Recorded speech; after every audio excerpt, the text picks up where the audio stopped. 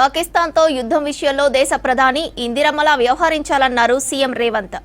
ఇందిరమ్మలా ముందుండి దేశాన్ని రక్షించాలన్నారు. పౌరుషం కలిగిన నాయకురాలు ఇందిరమ్మ అని తెలిపారు. 54 ఏళ్ల క్రితమే ఇందిరమ్మల ధైర్యంగా పాకిస్తాన్, బంగ్లాదేశ్లను 2 దేశాలుగా ప్రకటించారన్నారు. అలా మోదీ సర్కార్ కూడా పాకిస్తాన్తో యుద్ధం చేసి అంతం చేయాలన్నారు రేవంత్. బలహీన వర్గాలకు భూమే లేదు.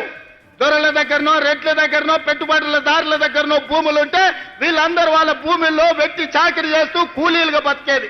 కానీ ఇందిరమ్మ వచ్చిన తర్వాత 25 లక్షల ఎకరాల భూమిని అసైన్మెంట్ పట్టాల పేరు మీద మీకు భూములు ఇవ్వబట్టి ఇవాళ మీరు ఆత్మగౌరవంతో భూ యజమానులుగా ఈ రోజు మీరు మాట్లాడుతున్నారు.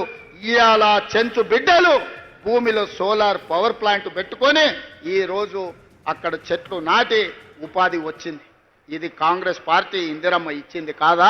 ఇవాళ నిన్నగాక మొన్న జరిగిన పహల్గాం నేపథ్యంలో ఇండియా పాకిస్తాన్ యుద్ధం జరిగిన తర్వాత ప్రధానమంత్రి ఎట్లా ఉండాలంటే ఇందిరమ్మ లాగా ఉండాలి. నిటారుగా నిలబడి దేశాన్ని రక్షించాలి. పాకిస్తాన్ తో యుద్ధం చేసి యుద్ధంలో పాకిస్తాన్ని 2 ముక్కలు చేసి ఒక ముక్క బంగ్లాదేశ్, రెండో ముక్క పాకిస్తాన్ అని ఇందిరమ్మ నిరూపించింది 54 ఏళ్ల క్రితం. అలాంటి పౌరుషం కలిగిన నాయకురాలు ఈ దేశానికి ప్రధానమంత్రిగా ఉంటే 50 ఏళ్ల తర్వాత ఈరోజు మీరు ఆలోచన చేయండి. ఎంతో మంది ప్రధానమంత్రులైన, ఎంతో మంది రాష్ట్రపతులైన, కానీ తండాలలో, గూడాలలో, మారుమూల పల్లెల్లో వాళ్ళ పేర్లు గుర్తు లేవు. కానీ ఏ గూడెంలో ఏ ఆదివాసి దగ్గరికి వెళ్ళి వాళ్ళని తలుపు తట్టండి, వాళ్ళ గుండెలోకి తొంగి చూడండి, వాళ్ళ గుండెల్లో ఇందిరమ్మ ఉన్నదా లేదా?